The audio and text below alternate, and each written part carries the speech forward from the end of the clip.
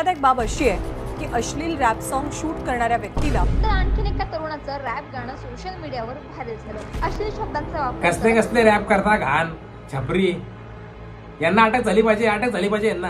Public मध्ये शिवाय देता घाण हेट कमेंटच करतो. अरे जात्या कशाला तुझी युट्यूबला शिवाय देणं हा जर गुन्हा असेल ना तर आपल्या महाराष्ट्रात नाही भारतात चौक्या कमी पडतील गुन्हेगार आतमध्ये टाकायला. तर नमस्कार, राम राम, प्रणाम, वेलकम बॅक मित्रांनो. तर काय चाललंय मराठी रॅपर्सला निगेटिव्हली दाखवणं चाललंय, त्यांना विलन सारखं दाखवायचं चाललंय. मी डीएचएस आणि मराठी हिपहॉपला फॉलो करतो, तर आपलं या विषयावरती बोलणं गरजेचं आहे. मागच्या काही दिवसांपासून आपण बघितलं एक पॅटर्न तयार झाला, एका मागे एक मराठी रॅपर्स वरती FIR पडताय. का होतंय? पहिले कुठला तरी एक रॅपर होता, त्यांनी कुठल्या तरी पक्षाला इनडायरेक्टली टार्गेट करून एक रॅप बनवला. नाव वगैरे नाही घेतलं, पण कळतंय की टार्गेट केलेलं दिसतंय. त्यांच्या मिशीला ताव बघा, यांनी पाठीवर दिला आपल्या घाव बघा, गेले सुरत गोवाटी आणि गोवा कसे. हा रॅप मी ऐकला आणि मला कळालं हा तर नीट रॅप पण नव्हता. ऐकायला पण बरोबर वाटत नाही, फक्त शब्द टाकून दिले बीट वरती, नो रिदम. याचा हिपहॉप लिसनर तो रॅप नव्हता, पोएम होती. आता अशा प्रकारची पोएम करील तर साहजिकच आहे की एका बाजूचे लोक त्याला सपोर्ट करतील आणि एका बाजूचे त्याला विरोध करतील, हेट पसरतील ना. तर याच्यावरती FIR झालं मी समजू शकतो, पण शंभो याच्यावरती काय FIR झाली, याला का अटक केली? याने तर कोणाविरुद्ध बोललं पण नव्हतं. जे प्रॉब्लेम्स तो फेस करत आला, जे प्रॉब्लेम्स त्यांनी बघितले समाजात, ते त्यांनी मांडले रॅप मध्ये. 1760 पक्ष जनतेव नाही लक्ष कुटवर चालणार. उगा संताप मध्ये पूर्ण गाणं न ऐकता, त्याची लिरिक्स, त्याची बोली समजून न घेता त्याच्यावरती गुन्हा दाखल केला. गलत आहे बाबा. फ्लो मध्ये केलेलं दिसतंय. पोएम वाल्यावरती FIR केली. अजून बघू तर कोण आहे जो गव्हर्नमेंट विरुद्ध, सरकार विरुद्ध रॅप करतोय? हा, शंभो. आधी शंभोला अटक केली आणि आता अजून एक मराठी रॅपर स्वॅगर बॉयला पण वरतून प्रेशर येतोय की तू तुझा व्हिडिओ डिलीट कर भाई, दादा नावाचा जो रॅप आहे जुना तू डिलीट कर. ऑप्शनवरती पण FIR झाली, त्याच्याबद्दल पुढे आपण जरा बोलू, कारण तो जरा वेगळा विषय. तर आता स्वॅगर बॉयला पण वरतून प्रेशर दिला जातोय हायर ऑथॉरिटीज कडनं की तू तुझा रॅप डिलीट करतो, दादा नावाचा जो 1 वर्षापूर्वी तू टाकला होता. आता कशाला? नमस्कार, मी तुमचा दादा लावायचा हाय राधा. या गाण्यामध्ये पण पॉलिटिशियन्स विरुद्ध रॅप केलेला आहे आणि याच्यात पण त्यांनी कुठल्या नेत्या विरुद्ध किंवा कुठल्या पार्टी विरुद्ध त्यांनी काय बोललेलं नाहीये. रॅप त्यांनी उलट असा केलेला आहे की त्यांनी डायरेक्ट बोललेलं नाहीये, त्यांनी कॅरेक्टर प्ले केलेला आहे एका पॉलिटिशियनचा आणि तो स्वतःचीच मारतोय त्याच्यात. याला म्हणतात सार्केझम. दामाई खिशात तर तावय मी शाट, दादा जनतेचं काम अरे करतो मी शाट. आता एवढं डीप आणि एखाद्याचं करिअर खराब व्हायची बारी येते. असं काय झाल्यावरती त्याला पुढे फ्युचर मध्ये प्रॉब्लेम्स होतील. शिक्षण म्हणा, जॉब वगैरे म्हणा. तो स्वतः म्हणतोय माझी परिस्थिती एवढी चांगली नाही, फ्युचर मध्ये मला प्रॉब्लेम्स होऊ शकतात. जर असा गुन्हा वगैरे दाखल झाला तर पुढील शिक्षणही घेता नाही येणार आणि घरची परिस्थिती एवढी चांगली नाही आहे. मी माझ्या घरातला मोठा मुलगा पडतो. मी ते गाणं स्वतः कितीदा ऐकलं आणि मला नीट ते गाणं जेव्हा ऐकलं मी तेव्हा कळालं मला की त्यांनी कुठंच असं कोणत्या पक्षाविरुद्ध बोललेलं नाही. पूर्ण रॅप सामाजिक प्रॉब्लेम्स दाखवायसाठी बनवलाय आणि अशा प्रकारच्या रॅपला कॉन्शियस रॅप बोलतात. आहेत असे हिंदीमध्ये पण असे रॅप झालेत. शंभोच्या गाण्यामध्ये पण शिव्या होत्या, पण ते कोणाला टार्गेटेड शिव्या नव्हत्या. सिच्युएशन वरती बोलतोय तो. इन्फ्लेशन, महागाई आहे, त्याच्यामुळे गरीबाला काय त्रास होतो, भ्रष्टाचारी पॉलिटिशियन्स त्यांचं वोट बँक कसं चालवतात, हे काही मुद्दे होते त्या गाण्यामध्ये जे त्यांनी सत्य म्हणून मांडले. पोरबाळ शिकायला तुमचे परदेशी सोनं घाण ठेवून लढतो ऍडमिशन साठी. कोणीही त्याचं गाणं ते ऐकेल ना तर तो त्याचा फॅन बनेल. मीडियावरती निगेटिव्हली त्याला पोर्ट्रे केला जातं, अश्लील रॅप, शिवीगाळाचा रॅप. तर कोणीही एका बाजूवरती आंधळा विश्वास ठेवू नये, खास करून तर मीडियावर. आपण त्या काळात जगतो जिथं प्रत्येक पक्षाच्या कंट्रोलमध्ये त्यांचे मीडिया हाऊसेस आणि जिथून पब्लिक मॅनिप्युलेट होते. रॉक्सनच्या टॉपिक वरती बोलू. शंभू नंतर आता FIR रॉक्सन वरती पण झालेली, पण हा टॉपिक जरा वेगळा आहे. इथं जरा वेगळा विषय. रॉक्सनच्या गाण्यात काय असं पॉलिटिकल अँगल नव्हता, त्यांनी कुठल्या पॉलिटिशियन विरुद्ध काय रॅप केला नव्हता. FIR या कारणामुळे झाली कारण त्यांनी ते गाणं विद्यापीठात कसं काय शूट केलं, विदाउट परमिशन कसं काय शूट केलं असं म्हणताय. त्यांनी माझ्यावरती जे आरोप लावलेत की आमच्या आवारात विदाऊट परवानगी शूट केलं वगैरे, तर हे आरोप सपशेल खोटे आहेत. ह्या आरोपाला काहीच हे नाही, काय म्हणतात त्याला, आधार नाही. गुन्ह्याप्रमाणे त्यांचं म्हणणं असं आहे की गाणं युट्यूबवरून डिलीट मार, तर ते गाणं मी काढले.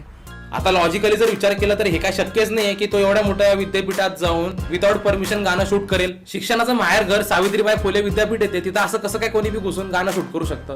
शक्यच नाही. पण एक हाय बजेट गाणं शूट केलंय, मोठे कॅमेरे गिम्बल आतमध्ये घेऊन गेलेत ते, तर डायरेक्ट आतमध्ये घुसून गाणं शूट करून ते बाहेर येतील आणि कोणाला कळणार पण नाही.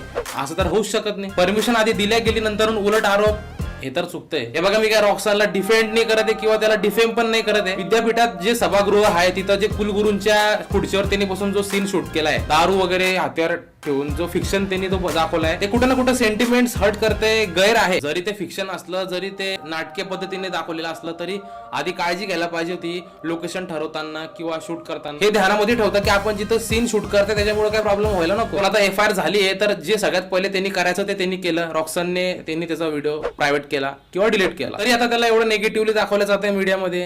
आणि ते गाणं प्रायव्हेट करून पण माझी अशी बदनामी होते. एकतर माझा फायनान्शियल लॉस आहे. ते गाणं शूट करण्यासाठी माझे लाखो रुपये गेलेत. मीडियावाले नावाचं खच्चीकरण करताय, वरतून उलट आरोप पण लागलेत, म्हणून त्याला सगळ्यांसमोर येऊन बोलावं लागलं. त्याची जर ही चूक असेल की त्यांनी आतमध्ये शूट करायच्या अगोदर सांगितलं नाही की गाण्यामध्ये काय आहे, ऑडिओ कसा आहे, कॉन्टेंट मध्ये काय आहे, तर हे त्यांनी मान्य पण केलंय. रजिस्ट्रार सरांकडे रिक्वेस्ट केली आम्हाला लोकेशन द्या म्हणून. त्यावेळेस त्यांनी आम्हाला विचारलं की कॉन्टेंट काय आहे. मग आम्ही पण त्यांना सांगितलं नाही, कारण आम्हाला वाटलं की एवढा मोठा इश्यू नाही होणार. तर ऑनेस्टली सांगायचं राहिलं तर आम्ही त्यांना काहीच सांगितलं नव्हतं की कॉन्टेंट काय आहे किंवा तिथे कुठेतरी चूक झाली असं वाटतं. हा, ती चूक झाली, ती चूक मी मान्य. पण तेवढी चूक परमिशन देणाऱ्यांची पण आहे. तुम्ही इतकी निष्काळजी कसं काय? तुम्ही आधी ऑडिओ वगैरे चेक करायला पाहिजे. पण आता त्यालाच म्हणते की त्यांनी इलिगली व्हिडिओ शूट केला आणि त्यात मीडियावाले एवढे भारी प्रॉपर कॅरेक्टर असोसिएशन जे म्हणता, कसं एखाद्याला निगेटिव्हली दाखवायचं सगळ्यांसमोर, ते करताय. मान्य आहे त्या रॅप सॉन्ग मध्ये शिव्या आहेत, पण ते गाणं काय अश्लील नाहीये. काय अश्लील लावलंय?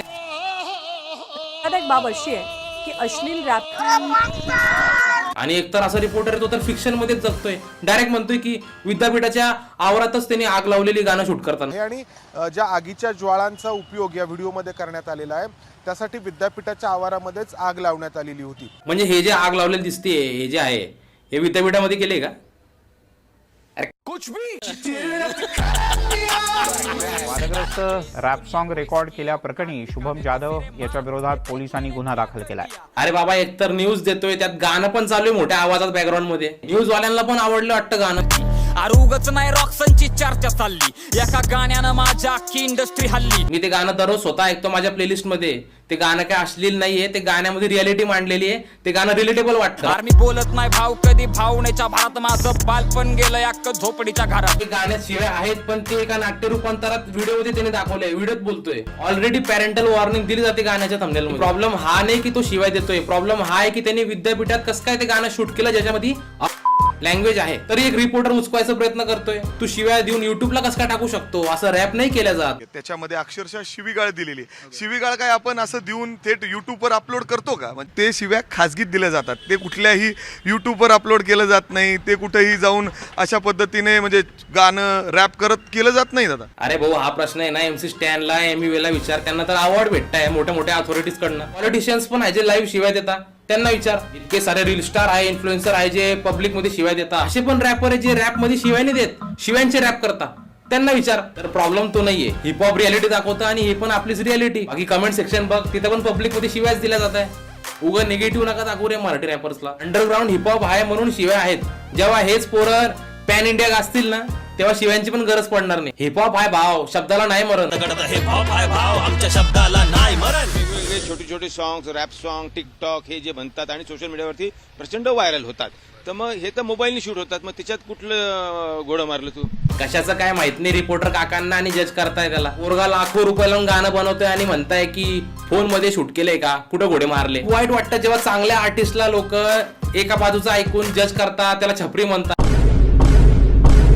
पण काय चूक होती, त्याला गिल्ट वाटलं, त्यांनी मान सन्मान ठेवला, व्हिडिओ डिलीट केला. तरी पण नॉर्मली लोक जज तर करणारच. मग जे अंडरग्राऊंड हिपहॉप मध्ये जे शिवायांचे रॅप करताय, अख्खे गाणे शिवायांचे रॅप करताय, शिवायला शिवायसोबत यमक जोडत आहे, ते ऐकून तर तुमच्या कानात रक्त येईल. त्यांच्यावरती पण एक दिवशी व्हिडिओ बनवणार आहे मी. बस एवढंच म्हणायचं की आपल्या मराठी रॅपर्सला एका बाजूचं ऐकून जज करू नका. आपले मराठी पोरले टॅलेंटेड आहे. जय महाराष्ट्र. गुलाबाच्या फुला काही सांगू तुला, खिशात नाही फुलं आणि जालन्याला चला.